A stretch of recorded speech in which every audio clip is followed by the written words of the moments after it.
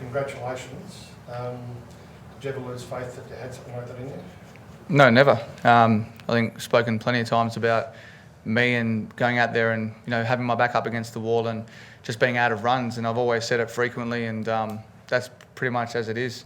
I spoke about in the nets. I wish I could get out a little bit more, so actually give me something when I'm out there. So I think this game, I spoke about in the press leading in was more about looking to score and instead of trying to defend when I was out there, and I was able to do that. And look, I'm in a happy place, as I have been pretty much for a long time now. It almost seemed it was meant to be, being the 100th tests and everything else that had happened. Did you feel like it was almost meant to be, or what did it feel like when you actually got through the barriers and got to those milestones? I would have liked some runs in the West Indies series. It was almost leading up into this 100th test that I could probably score some runs. But look, for me, as I said, it was about being out of runs and never out of form. I was always moving well in the nets.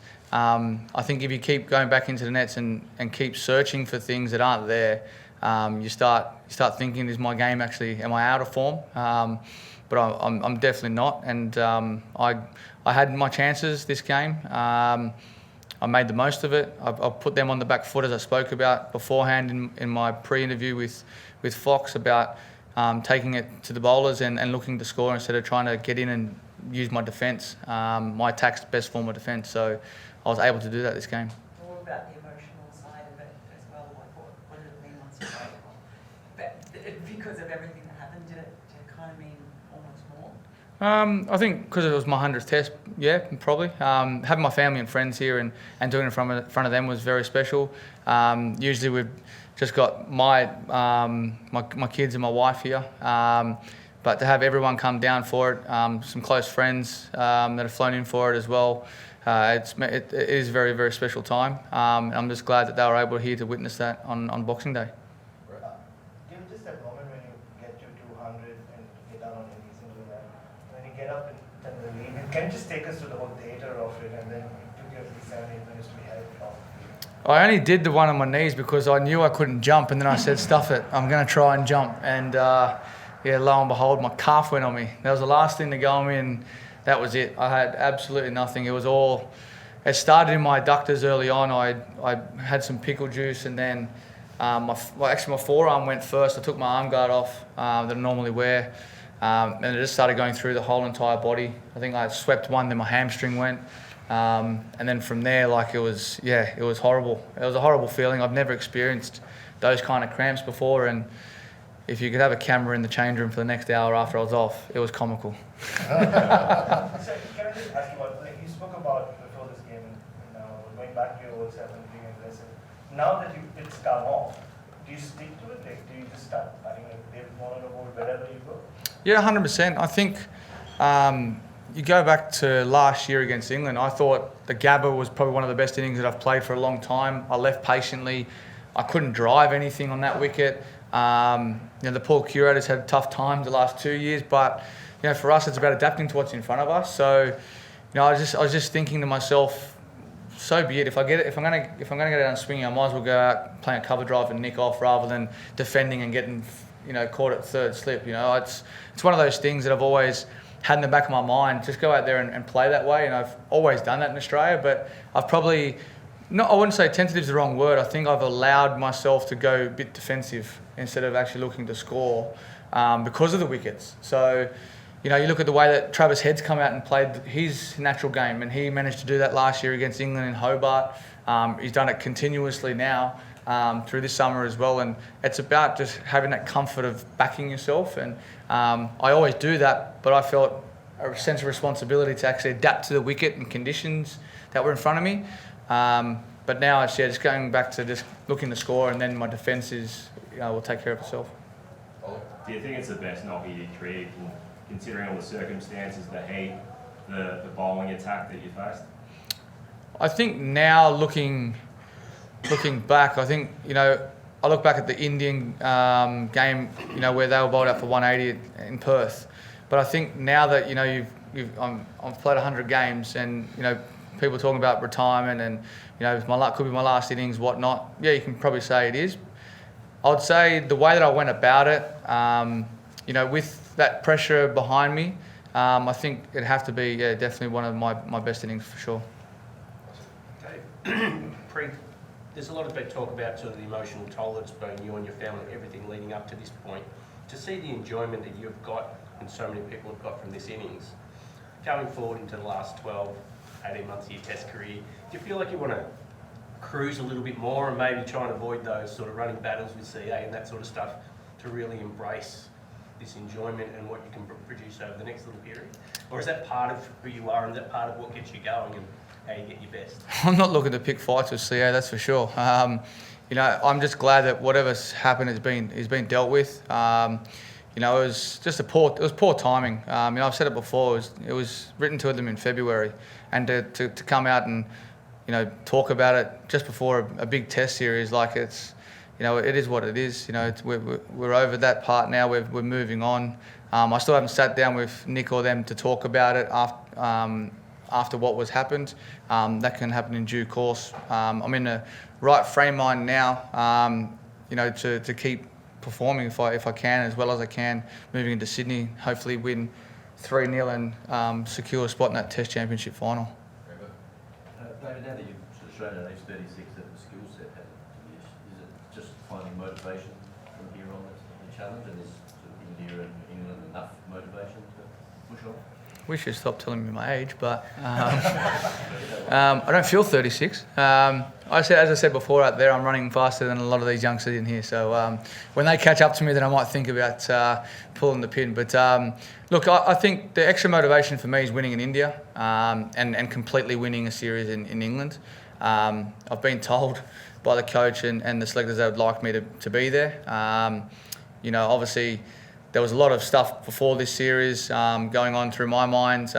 Was there doubts here? Of course there was doubts in my mind. But for me, it was about just going out there and knowing that I've still got that hunger and determination, because every time I rock up the training, I've got it. And people keep telling me, you'll know when it's time, and I haven't really felt that at all yet. So I'm still enjoying it. I still know what energy I can bring to the team. I think once I start losing that spark and energy around training and, taking the mickey out of people, playing some jokes here and there and pranks, I think that's when I probably know it's time. What about even the way you run between wickets, Dave? I imagine that probably contributed to you cramping there, like you're sprinting. I know. Is that something you can change? India's a hot place to play cricket. Even if it's not that, are there things that you have to change about playing that to extend your career? I'd like to say yes, but in India, the ball will just travel to the fence and you don't really have to run. It's hard as a rock, the outfield. And unfortunately, in Australia, we've got 85-metre boundaries with contrast between grass. I don't know, it's Cooch and Rye, whatever it is. So, it's as you see out there, like you hit one out the middle and you've got to run for sometimes. So, no, in India, it's a bit different. And the same as England. Like, it's just what we do. We train for that. We train to run hard and try and turn those, those ones into twos if we can. So, no, it won't be any different. I do remember Bangladesh though in Chittagong. That was a slow outfield, but that was probably hotter than here. But we didn't have to do as much running between wickets. You said that the coaches and selectors have indicated that they want you there, and you said that you're motivated. Just to clarify, you definitely want to be in India or England, for the record. Yeah, 100%. Yeah, definitely. And just very quickly, did you have to make up with Marnus after the run out? Well, he's hung up a shirt in there on my 100th, Dave Warner's 100th test, thanks for the barbecue. So I have to sign it for it. So he said we'll put a picture or a video up later, and you can see that at Marnus, whatever his number is. Dave, you batted like a bloke unburdened. Was part or how much of that was the whole rumbling behind the scenes with the captaincy and all that sort of stuff, and how much was it just a different mindset? I think it takes its toll mentally. I think like when we play big series, like you play an Ashes series or when you go to India or the whole build up and suspense. Like we've gone through a World Cup and then we're going into a Test series without playing any red ball cricket as well, and then I've got all that in the background happening. I get a message the night before a test. Like these are things that you don't want in the back of your mind. Then day 2, waking up, a lawyer texts you about something that has to be spoken about. These are things that, you don't want on your mind when you're going to training or you're going to the game. So for me, it was just trying to get in the right frame of mind, and I just couldn't. It was difficult. And then when you're out in the middle, you're trying to be as positive as you can. And as I said, I was hitting him as well as I thought I could, but I was just getting no luck. And you make your own luck in this game. The game owes you nothing. And as I said, fortunate enough, this game it actually paid off, which I'm really happy about. So you can feel a clear difference then, having made the decision, right, I'm going to stop all that, I'm going to put it behind me. Yep. You feel different? Yep, 100%. That's all parked now. I don't have to worry about that, not even thinking about it. Now it's about, as I said, focus is now towards Sydney and getting myself right for BBL. Dave, What are you laughing at? I can't take you serious with that hat on.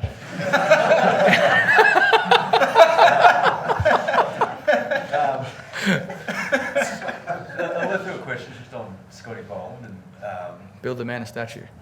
I mean his average has sort of taken a bit of a cult following in itself. I mean, is that a bit of a discussion in the rooms? I mean, not often you see a player hovering around the 8 to 12s.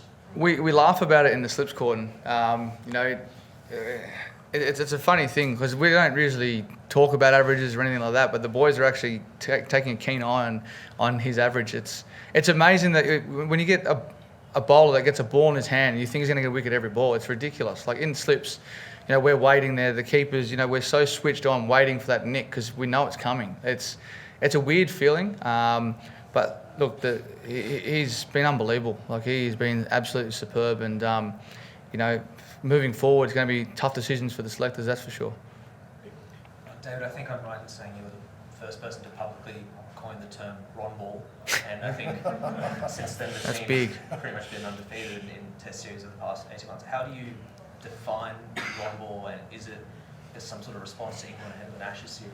Yeah, as you saw the strike rates this game, look at Gaz, 25 off 17. Heady's still over 100, I think he is. Alex Carey was high.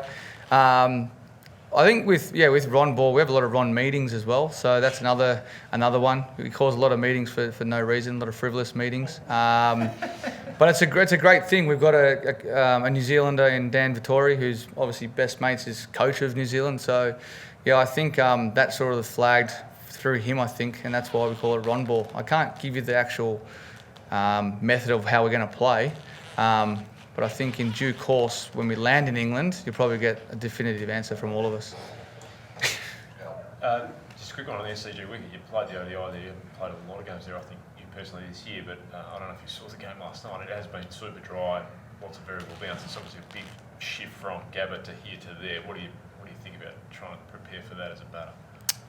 Yeah, I'm not too sure because obviously the wickets at the back as well are very, very nice wickets. So yeah, it's going to be an interesting one. I'm not too sure. I saw a couple were relayed, and I think he might have changed his decision which wicket he's going to play on as well. So it does look bare. Curators have had a challenge this year with the World Cup. I respect that, but it might be a chance for 2 spinners if the selectors want to go that way. Not sure how that wicket will play, if it's going to be up and down, or if it might be we call it pancaking, which is the big craters, which could be the old SCG, which would be cool. But yeah, it's going to be hard to prepare for, that's for sure, because the practice wickets are so good. Come over here and finish up over back. David, Pat and Mitch were in before talking about how much care and celebration there is amongst this team and what's been achieved in the last 12 to 18 months. You've played over 100 tests with some of the greats to play cricket for this country. Where does this team sit in terms of some of the best that you've played with, and how much do you love being a part of the environment? Yeah, look, when I first started and, had guys like Ricky and Mike Hussey and Watto and the rest of them, it was awesome. Like, it was great. I was walking into a change room full of, stars, like guys that I've idolised. And, from then to now being a senior, like, it's almost like I've walked back into that change room again. We've got a great core bunch of people. And I'm sure like Ricky and Huss and them would have said the same thing when they left. Like, that was their core, and this is where we are now. It's a core group that's pretty stuck together. We're very solid. The selectors have obviously showed faith in probably the 15 that you can see that they're constantly picking for the squads.